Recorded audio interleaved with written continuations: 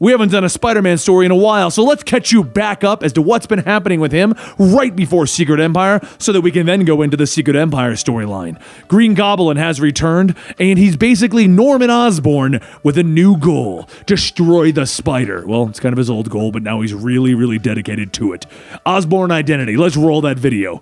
Down on the streets of Las Colinas Rojas, Peter Parker and Mockingbird Bobby Morris are joined by Tarantula and Devil Spider as they raid the nation's greatest drug lord, El Foco Cuero. As the groups make their way through the tunnels, Peter says that his source is right. This isn't a standard spider hole. Bobby asks, what? No witty retort? Nothing? And Tarantula says that the previous Tarantula said that Spider-Man was always funny with the jokes. Peter tells them that there is nothing to laugh about down here. They've got work to do. The further the group goes, Peter tells everyone that they don't have the element of surprise. He'll have to be the one to take the lead. The spider sense should give them some warning that something is going on. And Bobby asks, what is your entire plan exactly? Just running headfirst in? Tarantula radios back to S.H.I.E.L.D. stating that she would like to take command of the mission, and Nick Fury tells her negative. Spider-Man stays in charge. Plus, he's the only one who knows where everyone's going. Nick then asks, are they going to know how they got this intel? And Peter tells him that someone owed him a favor, because just prior to this operation, that source happened to be the Kingpin, Wilson Fisk. Back in the tunnels, a group of goblins appear, and Peter says, yeah, this is the right place, all right. The goblins throw flash grenades and they blind almost everyone. Peter shouts, don't worry, I got this. Meanwhile, above on the streets, a cloaked woman finishes planting an explosive along the street when some of the residents come out asking what are those things in the street. One of the boys says that he's gonna go get one, and the cloaked woman screams for him to get back and starts to fire her gun into the air. Down below, the fight with the goblins continue, and Tarantula says that she thought that this impressive spider sense was going to alert them. Peter tells her, yeah, if you want out, that's fine. The spider pods are back that way. Bobby shouts to just stop it. She gets that he's not always a team player, but he needs backup on this one. Peter punches into one of the goblins and tells her no. He knows exactly what he needs, and it's not anyone who's gonna hold him back or be in his way. Is that clear? Bobby asks, what's gotten into you? And Peter says that she has no idea what he's been through, what he's lost. He needs this win. He needs Osborn. Devil Spider jumps in, kicking one of the goblins, stating that he thought that they were supposed to be after El Facaro. You know, their nation's drug lord and gun runner. And Peter tells him that there is no El Facaro. There never was. It's Norman Osborn using another face with another identity. Just then, Facaro appears with a machine gun firing, stating that he has gutted people for much less than breaking into his home. Back topside, the cloaked woman makes sure that the coast is clear of any remaining residents and then presses the switch, causing a massive explosion. The shockwave of the blast travels all the way back underground where Peter and the rest are hiding out. Facaro makes his escape, and Peter spots a bag with pumpkin bombs and calls out to Devil Spider. After Peter tosses a goblin at him, Devil Spider asks what is he supposed to do with this guy. Peter says that they're S.H.I.E.L.D. guys. Take these men and get out. Take the pods. Don't wait for him. One of the field agents then looks at Bobby and asks what do they do, and she tells them, do what Spider-Man says. She's sticking with him. As Peter and Bobby run on, she asks what is the plan then, and Peter says that he has no idea. He's kind of making it up as he goes. While the structure behind them falls, Peter quickly webs up Facaro and grabs him, continuing to run along the same path that he was going. A blast from behind throws the three of them into the pool room, and Peter says, well, last one has to do extra laps. More debris starts to come down around them, and Peter takes the bag of bombs to the bottom of the pool and arms them. He surfaces, telling them both to take a deep breath. The water wasn't brought down here in buckets. It would have to have been pumped in. But before Bobby can even ask, the charges go off underwater, sucking all three of them down into it. Peter shouts to them to close their mouth. Trust him! Seconds later, everyone is thrown through the sewage drain, and Facaro shouts, you are both crazy! Peter says, come on, Norman, like you'd know crazy. And Facaro shouts, stop calling me that! I am not this Norman Osborn person. Then Bobby asks, you don't think maybe he's not? Later at S.H.I.E.L.D. headquarters, Nick says that this is not Osborn. Fingerprints, retinal scans, voice recognition, whatever he thought, this isn't Norman Osborn. Peter screams out in frustration, breaking the table. And Nick tells him, I hope you feel better. That was a spy table. Those cost more. Elsewhere though, Norman Osborn, wearing Facaro's face, says that it looks like the real Facaro was almost killed. This face is now useless. As Norman walks further into his hideout, Dr. Dragovic says that he laid out many choices for him this time. And Norman looks at the wall of human faces and says perhaps it's time to show his true face again. It would almost be like a homecoming. The next day, Peter heads over to Aunt May's apartment where Harry and Betty are keeping Aunt May company while Peter has been away. He pulls Harry aside and tells him, look, I'm gonna need you to stay a little bit longer. I've got something else to take care of. Later at JFK Airport, Bobby asks what's the big deal. Shouldn't they be taking one of Parker Industries' private jets to Hong Kong? Isn't there another one that they could take? Peter tells her that the plane is down for maintenance, and on his list of personal problems, he never thought having another jet would be one of them. While the two of them wait for their flight, Peter sits and says that he's got one. him. An evil clone of himself brought his loved ones back from the dead. It emotionally scarred him and everyone close to him. Bobby then takes a bite of her sandwich and says that she's time traveled to the Wild West, killed a cowboy, and his ghost went on to stalk her in the present. Oh, and that ruined her first marriage. Peter says, fine, you win. Later that night aboard the flight, Peter wakes Bobby up from her peaceful nap and says that he's just wondering, has she ever thought that maybe they could be together? Maybe dating or something? Aunt May leans up from the chair and says that if that is how Peter Benjamin Parker asks girls out, it's no wonder that she doesn't have any grandkids. Harry then pops up stating, well, technically he's still watching Aunt May, right? Once the plane touches down, Peter has Harry and Aunt May taken to get ready for their Uncle Ben Foundation charity event. Quietly though, he says that this is supposed to be just the two of them here. Bobby tells him don't stress about it too much. The lead said that Osborn could be in any of these cities. Peter says, yeah, there's only one way to find out though. So the two of them suit up to Spider-Man and Mockingbird. And Bobby says, keep in mind, this isn't like before. They do not have permission to be here. S.H.I.E.L.D. will not have their backs. It's just the two of them. They travel around the city and Peter says that she's still a secret agent lady, right? She's got to know some doors that they can knock on to find a rogue international gun runner. Bobby says, well, she does have some ideas, but if Norman Osborn has been setting up shop in Hong Kong, then they might have to break a few jaws and bruise a few knuckles, but they will find him. A little while later, Peter knocks at the last guy and says that they were just playing Mahjong, and Bobby tells him that this was a serious backroom gambling den. Peter then shouts louder, Mahjong! And Bobby says, yeah, that's what they play here. Peter then pulls Bobby aside and says that he's a little uncomfortable with all of this. Does it feel weird that they're only beating up Asian people? It's just that he's so used to beating up people of all races and creeds in New York. Bobby rubs her head stating that they are in Hong Kong, but would it help if they went somewhere where people were in masks and that it could be anyone underneath them? Peter says that he knows it's a cop-out, but yeah, he'll take that. Moments later at another gun den, Bobby finds a shipment of pumpkin bombs and Peter grabs the masked man asking, where's Osborn? Don't lie. My spider sense can pick it up, which actually, no it doesn't. The man shouts that he doesn't know. All Osborn said was something about UBF. Bobby says that she's been speaking Mandarin for a while and she has no idea what that means. Peter shouts stating over and over, and then he says, UBF, the Uncle Ben Foundation, right where Aunt May and Harry are right now. Meanwhile, over at the charity event, Norman Osborn, wearing his new face, spots Aunt May and gets ready to make his move. But before he does, a woman asks, anything else, Mr. Osborn? Harry takes a piece of food and tells the waitress no thanks. It's actually Lyman now. Harry Lyman. Norman grits his teeth, realizing that his son is now using his mother's maiden name. After everything, he cast aside the Osborn legacy, his birthright. A few buildings over, the cloaked woman from before grips her rifle, taking aim at Harry. Peter and Bobby spot what looks like a floating sniper rifle, so Peter swings down, kicking that woman. The gun goes off and everyone at the event begins to run inside. The cloaked woman then runs behind Bobby, kicking her away, and Peter fires his web coil, sorting out the cloak tech on the woman. In a flash, the figure appears, and Peter asks, how are you alive? What's going on? And Silver Sable says what's going on as he just saved Norman Osborn. Back over at the event, the guests heard the gunshot and started running towards the exit, but for Harry, Norman tackles him to the ground, asking his son if he's been hit. Harry says he doesn't think so, but that voice in son, you can't be my father. You can't be back. Norman tells him, you may be a whiny little brat, but you will always be my boy, my firstborn, an Osborn. Now, if you'll excuse me, Daddy's got some work to do. Across the way, Peter asks what the heck is going on, and Sable fires her grappling gun, stating that she missed her shot and now Osborn's getting away. As Peter and Bobby follow, Bobby says that Sable's alive again. You don't think that she's a clone, Peter? And Peter stops her, telling her, don't, just don't. I can't do clones anymore. He swings down past the event, asking if Mrs. Parker is okay. And Harry shouts that they're all fine, but the one in the back on those bikes is... Peter tells him, I know, it's your father. Don't worry, I'm gonna take care of this. With Peter leaving, Harry looks around and sees the man that Norman was speaking with and asks what business do they have together. The man says that he doesn't want to be mixed up in this. The guy had given him an invite to some expo. They can have it. Up ahead, Peter and the others chase after Norman, and Norman looks back, seeing Sable, stating that she must have been the ghost following him around the globe. She's supposed to be dead, and they're gonna rectify that. As the Goblin soldiers open fire, Bobby radios into Nick that they need backup, and over the intercom, Nick tells her that a request is denied. And as Bobby asks why, he tells her that what he sees is a S.H.I.E.L.D. agent out of her jurisdiction in an international terrorist event who just fired at a charity event. China doesn't know that they're there, and therefore, she cannot be a part of this, copy? Bobby tries to explain, but Nick talks over her, telling her,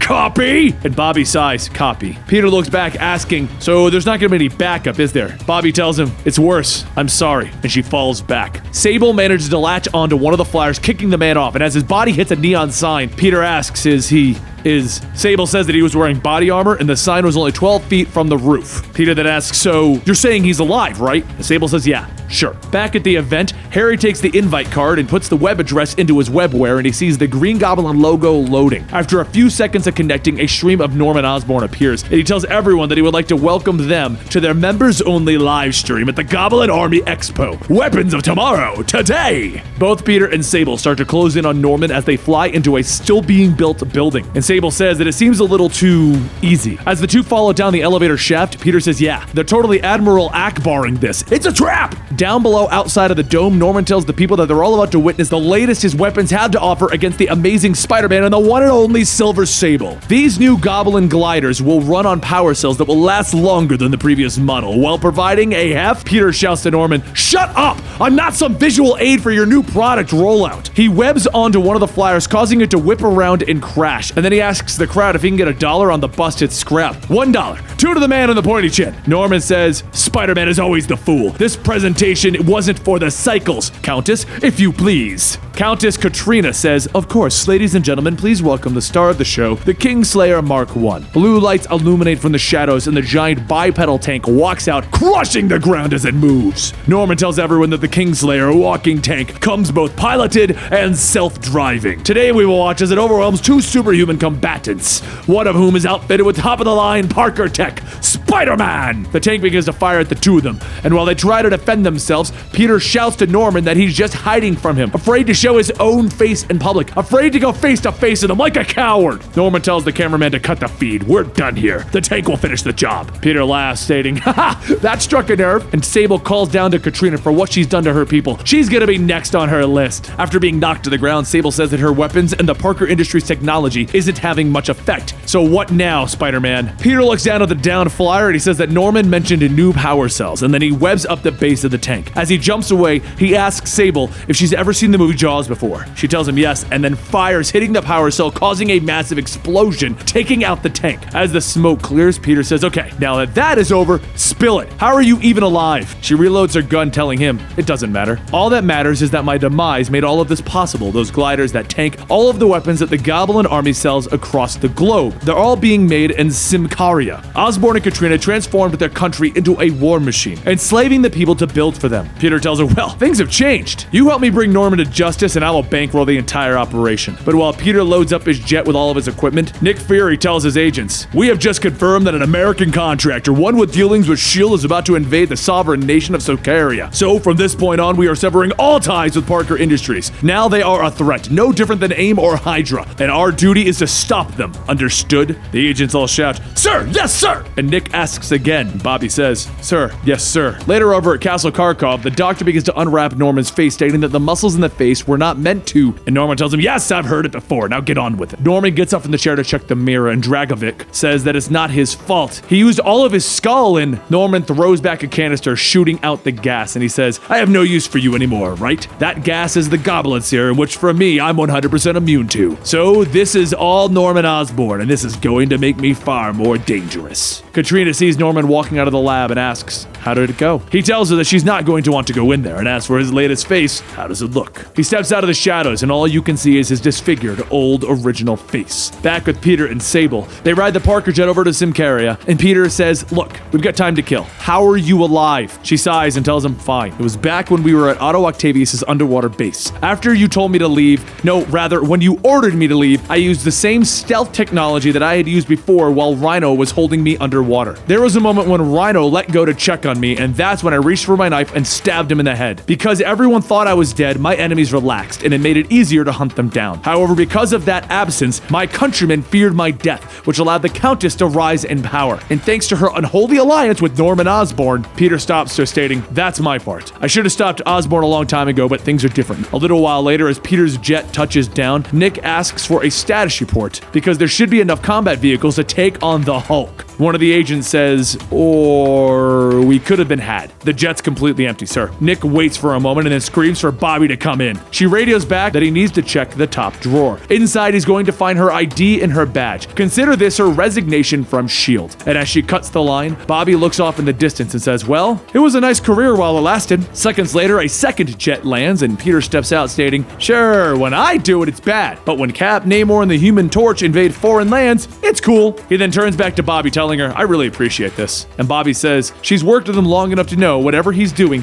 it for the right reasons. He looks at her telling her, aw, you believe in me. And Bobby tells him, all right, now you're making it weird. Sable introduces her new wild pack and says that these people are from all over, each affected by the things that Norman and Katrina have done. Tango asks Peter if these things come with instructions, and then he says that he's just kidding. If it dries, flies, or shoots, they will make it work. The wild pack adds this. Peter points at Tango stating, okay, rule 1, I'm the only guy here that cracks jokes. Try that again, I'll be taking my toys and going home. From there, the group moves out and they quickly take down one of the munition factories. Peter calls out to Norman that he knows he's watching this. They could save everyone some time if they just cut to the chase and fight it out. And Norman tells him that he won't be goaded so easily. It's time for the main forces to move. From the woods, more of the Kingslayers step out while the ground soldiers begin to move into position. Bobby leads the group with the flyers into the air while Peter stays on the ground telling the civilians that they are here to save them. And some of the people ask, why should we trust you? You could be worse. Peter asks, did you start getting the Daily Bugle out here? I'm the good guy. I'm Spider-Man. Sable pushes Peter aside and tells everyone that she is the proud daughter of these lands, Sublinovia, sworn protector of the realm. She begs forgiveness for her long absence and she will make Symkaria free again. The crowd begins to rally behind Sable and Peter says, well, that was pretty awesome. When the civilians get clear, Peter and Sable make their way into the thick of the fight, helping push back the Goblin army. Over at the castle, Norman watches and says, this has gone on far too long. It is time to roll out the big ticket item. Back in the battlefield, the soldiers begin to jump out of the toppled tanks and they begin to run over to the ground, kicking Peter off of his bike. One of the soldiers holds him down and begins to laugh, and Peter flips him over asking, what's so funny? While taking off his mask. He looks and sees that these men are not just suits, they're full-on goblins. Osborn has been changing them. As Peter learns the truth of Norman's plan, Norman himself begins to ready his final weapon, a missile full of goblin serum pointed straight at a nearby town. Just then, everyone stops as they hear Norman's missile being launched, and Peter says, they're gonna gas their own people. Bobby takes to the air, stating that she's already way ahead of him on this, and Sable begins giving orders to the Wild Pack for those with flyers to assist Mockingbird. The remaining help evacuate the rest of the city. Peter tells her, hang on, there's only one person who should be calling the shots here, and Sable runs on ahead telling him, yeah, in her homeland, it will be her. While the Wild Pack provides Bobby with cover fire, she radios back to S.H.I.E.L.D. that they are needed ASAP. Things have escalated into an international incident. Nick tells her, nuh-uh, you don't get to do this, you resigned. She shouts that they fired a missile at civilians, and as Nick asks, where are you? She screams, where do you think? Moments later, Peter and Sable break into the castle control room, and Sable tells Katrina that her reign is over. Juliet then radios in that they have a problem. The civilians are fighting back to stay, and Katrina says that it looks like she still rules. Sable then grabs a sword from the wall, telling her that she challenges her in the true name of Symkaria. Katrina grabs the other sword, telling her that she accepts. She has been trained to be the best swordsman in all of Europe. And Peter shouts, we really don't have time for these royal shenanigans. And Sable tells her to go find Osborn. That's an order. He webs off asking, where have I heard that before? Oh, wait, it was when you almost died. Wait, that turned out pretty good. So never mind, let's go. Once again, Peter follows his spider sense to where the danger is coming from, and he turns the corner, punching Goblin Dragovic. He looks at him and says, you're not the Goblin that I was looking for. And Norman holds out a switch, telling him, stop right there, or I'm going to press the trigger and detonate the missile. Peter tells him, okay, can we talk about your face now? Because, what happened to your face? Norman tells him, no jokes. Before you may have rattled me, but right now you wouldn't want me to be rattled. Peter tells him, all right, no jokes. Just hand over the trigger. Without your Goblin form, I've got you beat. And Norman tells him that's true, but you'll have to catch me first. And he begins to run down the hallway. Peter gives chase with his spider sense going off and the gas beginning to pour into the room. As he continues to charge through, he jumps on the wall to stick, but he doesn't stick. And Norman laughs, telling him, ha ha ha ha, that one should be familiar. And Peter gets back up, telling him, different chemicals inhibiting different powers. You're sure going through a lot here, so why? And Norman shouts, why do you think? To put us on equal footing, of course. Here we are, neither Goblin nor Spider, man to man. Peter throws up his arms, telling him, it's not over. I've still got some tricks up my sleeves, web shooters, cartridge set. Norman flips another switch and electricity shoots out into him, shorting out the web shooters. And then Norman says, there was never any remote detonator. This switch is just for the electromagnetic pulse, so say goodbye to your pathetic spider armor. As Peter's lenses distort, he pulls them out. Norman takes off his coat, telling him, you're the one who made this personal. I was in a different corner of the world, minding my own business when someone got that itch. You could have moved on. Honestly, what have I ever done to you? Peter thinks back to the death of Gwen Stacy, and then he gets back up, tackling Norman out the window. Over above the city, Bobby shouts out that she disabled the explosive device, but the gas globes will shatter. Foxtrot asks what they can do, and Bobby tells them that they still have spider planes. Do something spidery. Back outside of the castle, Norman gets back up, punching Peter over and over, telling him that they are seconds away from his bomb going off. He will keep him here so the great Spider-Man gets infected and becomes a goblin. But as Norman waits, he doesn't hear anything. Over the city, the missile hangs suspended by a giant web, and Foxtrot asks if that is spidery enough. Peter then grabs grabs a rock and bashes it across Norman's head, telling him, I got amazing friends. Also, I got this rock. While Peter begins to beat Norman with the rock, they stop when they hear the shield jets fly overhead. Norman takes the chance to escape, and Peter shouts, yeah, you better run, because yeah, and then he falls over in the snow. He closes his eyes, and as he opens them again, he sees Bobby, and he asks, how long has it been? She tells him a couple of hours, and from the looks of him, they did much better with their things. Nick walks over, asking Peter, what does he have to say for himself? And Peter tells him, you're welcome? Come on, Osborn was a threat that you should have looked into. The world's a better place because of Parker Industries. And Nick stops him, telling him, hell no. You just took it upon yourselves to overthrow a foreign government. S.H.I.E.L.D. wants nothing to do with it. In fact, from here on out, S.H.I.E.L.D. will have nothing to do with Parker Industries. However, later in the ocean, Norman rides a boat, stating, thankfully, he kept a hidden bank account. He can always rebuild, but not like this. It's time for him to let him out. His real face. They're gonna need his madness. The only true Osborn identity that matters. The Green Goblin must live again. And there you have it, the Osborn identity, and we know what's going on with Norman Osborn. He'll be back soon, but the next Spider-Man story that we need to cover is going to be a little thing called Secret Empire. And before you all boo and hiss, don't worry, it has nothing to do with Hydra Cap, but Hydra messes with Peter Parker. It's amazing, and if you subscribe, you will see that video. More Spider-Man right over here, more whatever YouTube's recommending over here, and I'll see you next time.